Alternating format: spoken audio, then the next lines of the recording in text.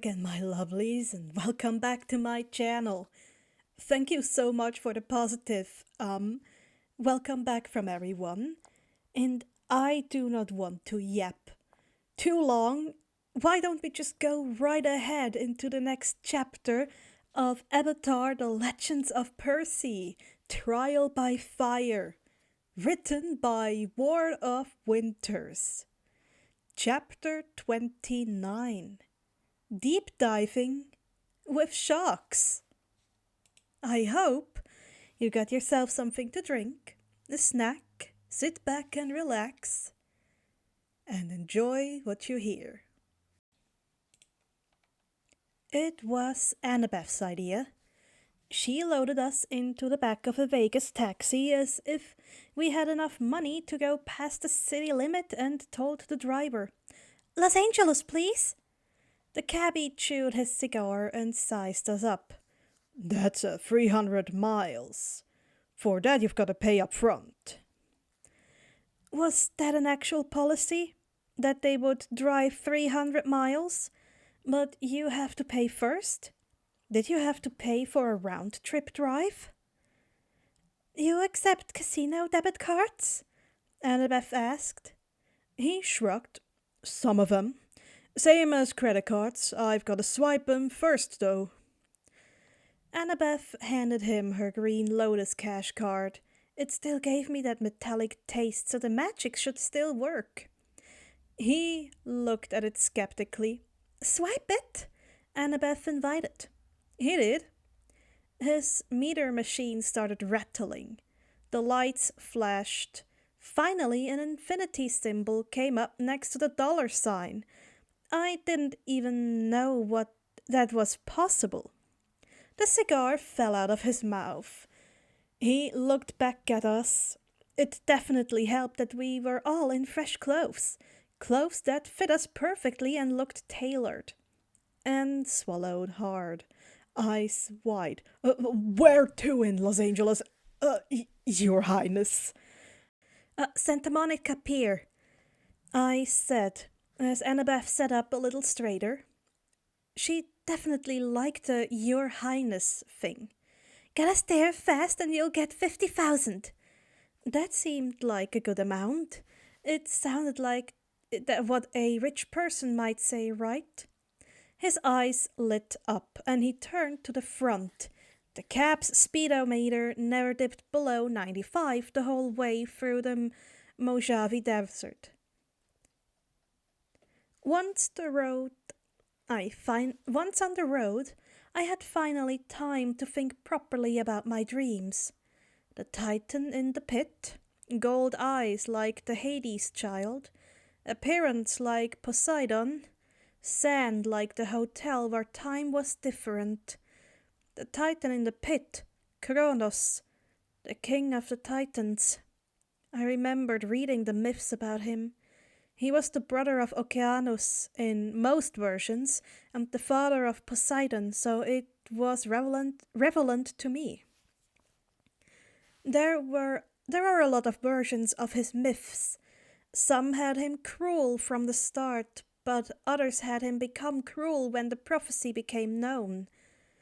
A few he kept the Cyclopes and the 100-handed ones locked in Tartarus, while others still had him release them and lock them up again when he went crazy. The prophecy was usually the catalyst, though. He certainly didn't seem crazy now. Maybe getting chopped up to tiny pieces helped put things into perspective for him?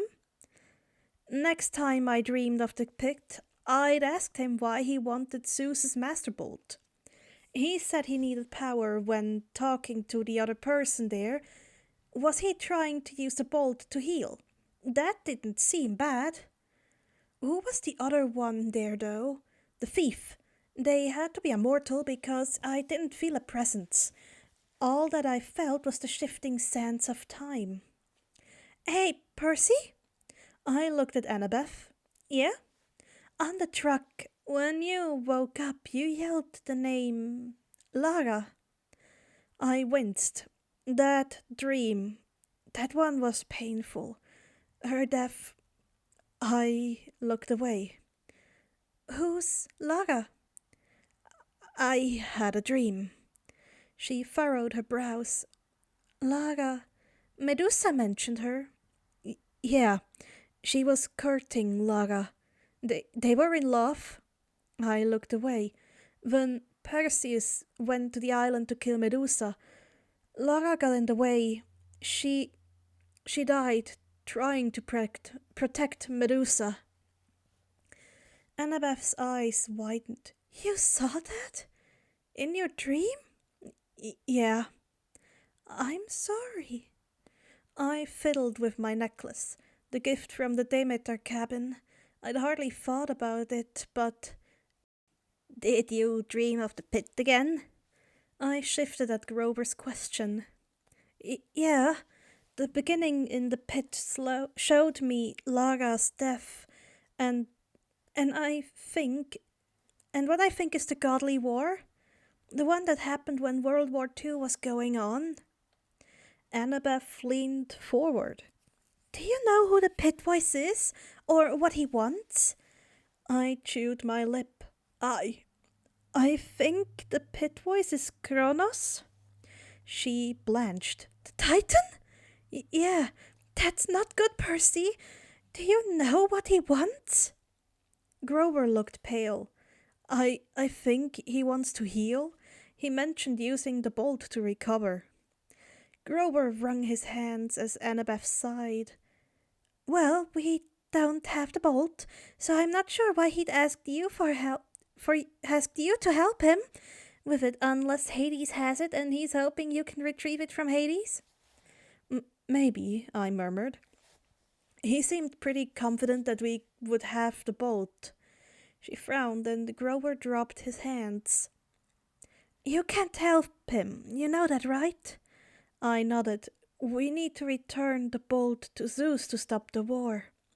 Annabeth relaxed.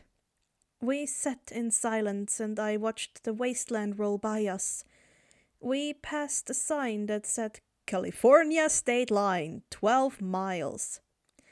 Annabeth shuffled. Well, we still need to get to the underworld. What if it's not there, though?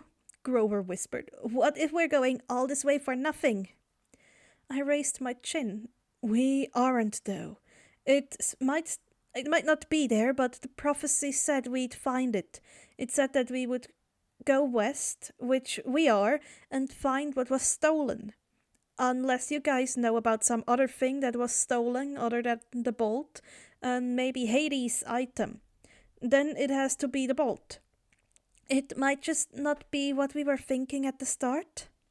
Right, Annabeth agreed. Prophecies are almost never clear. We'll find the Master Bolt and we'll get it back to Olympus and stop the war. We're doing the right thing. I thought of my mom, likely in Hades' hands. We will do what we need to save my mom. Let's think of some strategies to go into the underworld. Right, I murmured. What were you thinking? Annabeth straightened, looking determined. She started going through possible strategies from trickery to blackmail to straight up fighting our way in. I smiled as she fell into planning, offering idle suggestions to help. She was good at planning ahead and giving lots of options for if something goes wrong. I basked in the feeling of camaraderie. I felt safe at their sides. Together we could figure this out. Gold dust, burning shadows. I'd rescue my mom, convince my Uncle Hades to release her, and explain he was just and fair. He'd listen. At sunset, the taxi dropped us at the beach in Santa Monica. We paid the guy his 50,000 and thanked him for the ride. He seemed pretty happy with his tip. Apparently, we paid him like 30 times the actual price. Or, well, he deserved it. I was glad for the car ride. It really helped me recover from whatever was going on, and that gave me that headache in the Lotus Hotel. Power overuse? Sensory overload? Who knew? The beach looked exactly like LA beaches did in the movies, only it smelled worse. There were carnival rides lining the pier, palm trees lining the sidewalks, some homeless people sleeping in the sand dunes, and surfer dudes waiting for the perfect wave. Grover, Annabeth, and I walked down to the edge of the surf, and I frowned as I noticed all the trash on the beach. Why couldn't people have some respect? It made me so frustrated. What now? Annabeth asked. I stared out at the water. The Pacific glittered at the sunset. The water here felt different. The water in the ocean back home felt like old but steady. It felt fresh and clean and contained as the sea could feel at least. The ocean here, it felt wilder, like a storm at the edge of your senses. The gods here were different. Ryujin ruled this sea, the Dragon King, I guess. It made sense that it was a bit wilder here. He could take human form, but generally preferred his draconic shape. I learned that in Triton's lessons. I knew he didn't get along with Poseidon, though. Hopefully I didn't cause any problems being here. The sea shone gold in the setting sun, and I smiled. I slid my backpack off, unwound the veil on my head, and kicked off my shoes. I moved into the surf. Percy? Annabeth said. What are you doing? I flashed her a quick smile. It's okay. I'll be back in just a bit. My head was under the water a moment later. I breathed normally, scrunching up my nose at all the pollution around me. If I had the time and power to spare, I would purify as much as possible as it was. I spread my hands out carefully and pushed the tides up, sweeping up as much of the pollution as possible. It wasn't much, just a little section of the beach I was by, but it was at least a little better for the animals there. I smiled at the fish that flit around me and looked down when I felt something rub against my leg. It was a 5-foot-long mako shark. How cute! I petted its head firmly, rubbing it just like Triton's shark. It nuzzled me happily as I picked up impressions of delight and excitement. An image pressed at my mind, the way a lot of sea creatures communicate with me. I could see it leading me deeper into the water. Sharks were good guides, I knew. Triton used them, so I suppose the shark was sent to guide me to whoever was meeting me here. I sent a thread of power into the charm on my bracelet, the one I knew to never lose, especially not as a mare. A moment later, I was in my mare form. I grinned, stretching. It'd been months since I could swim for real. It just wasn't the same without a tail. The shark circled me before nudging me again. Lead the way, I chirped. It took off and I flicked my tail, shooting off after it. The shark led me down into the darkness. I could feel the water becoming more wild? That wasn't quite right, but there was a faint pulse, intensity, an etching sense of power.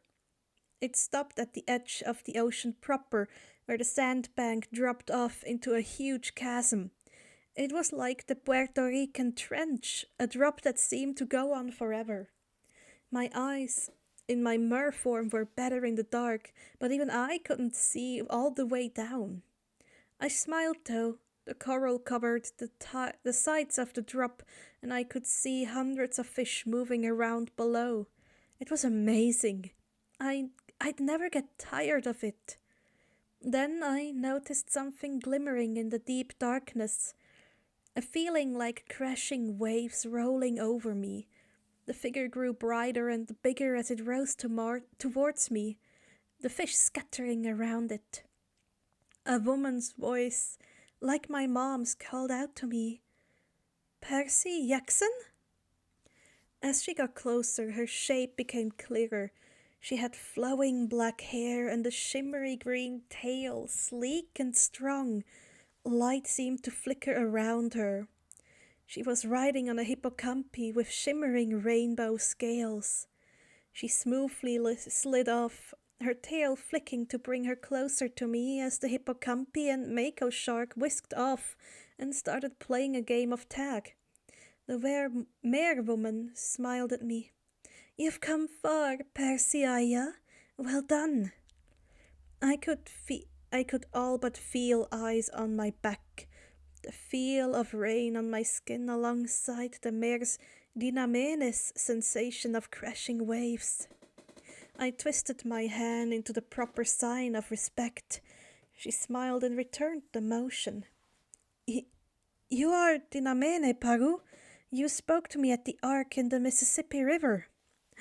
"Yes, Perseia. It was not easy to appear so far upriver, but the naiads aided me and helped sustain me there.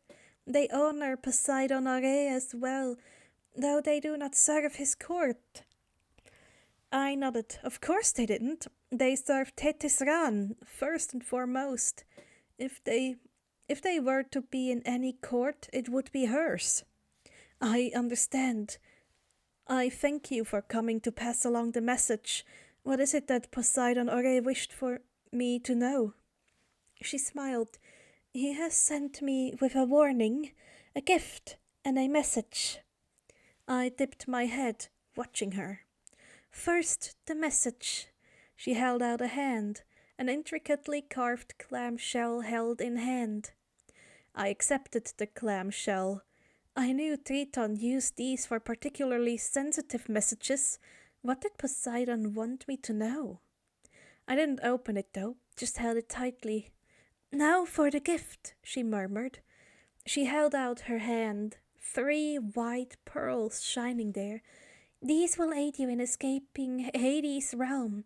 Few mortals have ever done this and survived. Orpheus, who had great musical skill, Heracles, who had great strength, and Houdini, who could escape even the depths of Tartarus. Do you have these talents?" I shook my head. "No." She nodded. "You have a great and terrible future foretold for you, should you reach manhood." I frowned. "What?" "Your Metua wishes for your safety. He would not have you die before your time." Was that part of Poseidon's message, or was she adding stuff? "Therefore take these, and when you are in need, smash a pearl at your feet." I nodded. They were like the one Triton gave me, that gleamed on my bracelet. I took the pearls from her. "Do these go anywhere?" She dipped her head. "Wherever you need to go." The ones that went wherever you needed to go were really hard to make and hard to steer, but they'd be a big help. I frowned, though. Only 3. I thought of my mom. Well, surely Hadeston would understand once we explained to him. Hopefully we wouldn't need these. "Now for the warning," she murmured.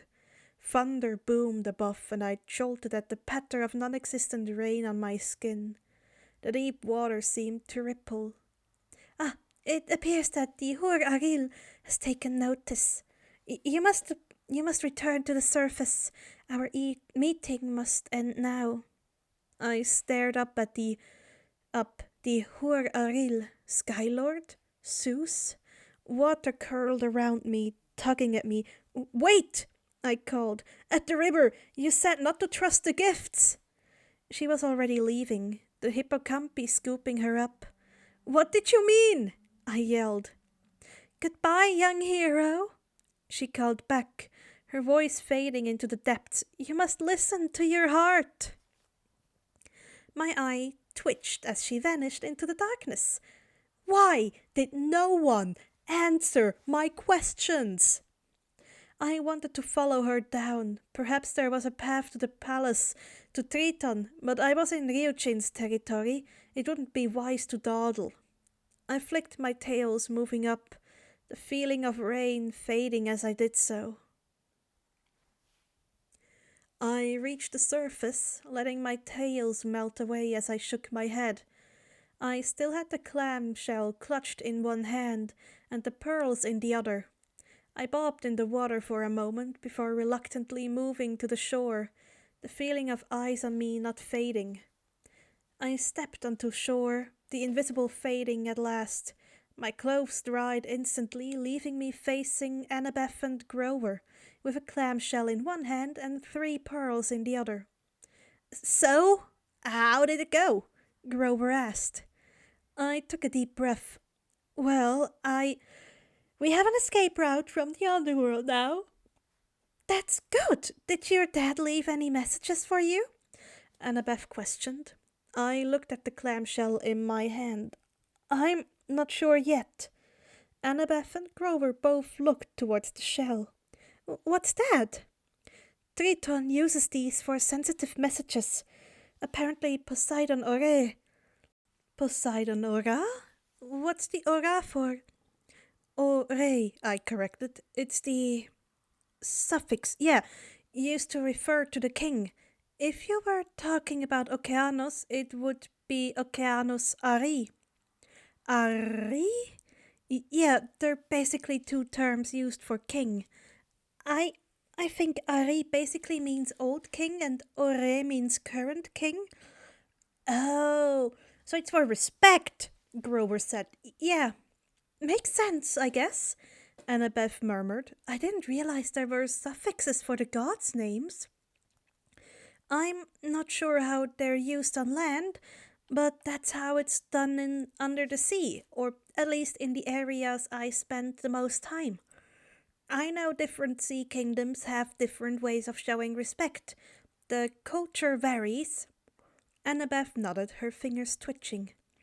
"Right, sorry for interrupting. They're used for sensitive messages?" Yeah, I said, holding it up. "The carvings are sea runes. They make it so only the intended recipient can open it. They're tedious to make and are for individuals. They can be reused for that person, though." "Cool," Grover muttered. "So what's in it?" I shrugged and slipping the pearls into my pocket so I could focus on the shell. I carefully opened it, feeling the faint brush of salt as the magic released to let it open. Inside was a carefully folded note. I unfolded it, shoving the clamshell into my pocket. "Percy, I am sorry I cannot come to you in person. This is a very delicate time, and even sending the Dinamene ran the risk of Zeus's anger leading to war. Triton has told me that he has taught you of the sea. I am glad. There is still much for you to learn, but he has ensured that you know of the sea, your birthright, when otherwise you would have been left ignorant. I would normally have sent a tutor to assist you in raising you and educating you, but due to the oath I could not risk it. I am sorry that this caused trouble for you. I only ever wanted to keep you safe. On to the quest. The pearls will take you to safety should you need it. I have faith that you will use them wisely.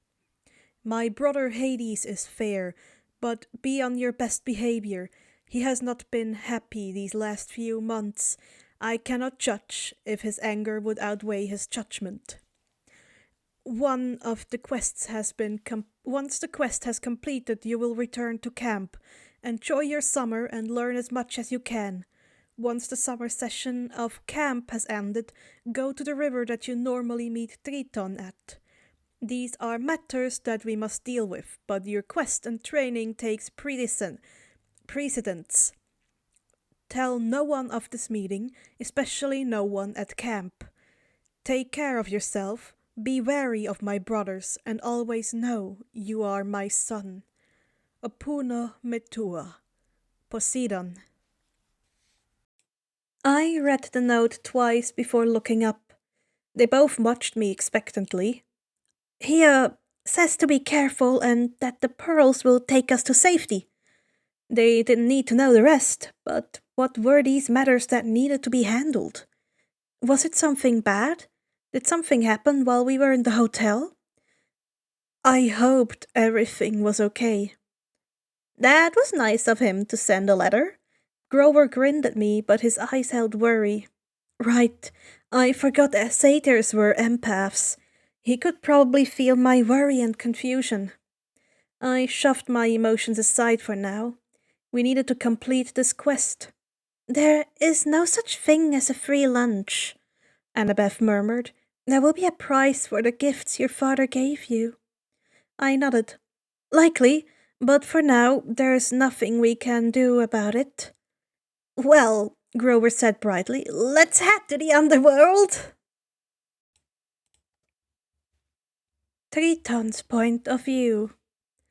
I watched Metu swim back and forth with a frown on his face. He was very displeased that he couldn't go to Percy in person, but the risk of Zeus starting war for that was too high. Mevu wasn't letting me go see.